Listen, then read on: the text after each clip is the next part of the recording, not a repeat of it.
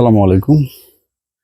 এটা জায়গা আমি দেখাচ্ছি সেটা হচ্ছে এই যে মালচিং দিয়ে এখানে একটা কোল্লার একটা বেড করা হয়েছিল। এই জায়গাটুকু ফাঁকা ছিল জন্য এখানে একটা কোল্লার একটা বেড করা হয়েছে।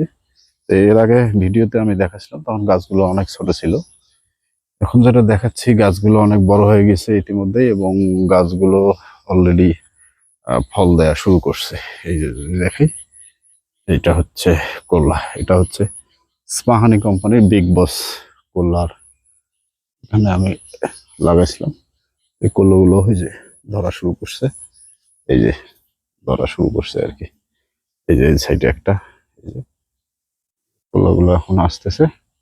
তো দেখা যাক কিরকম এটার ফলন হয়।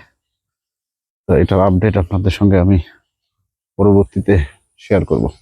ধন্যবাদ সকলকে। আসসালামু আলাইকুম।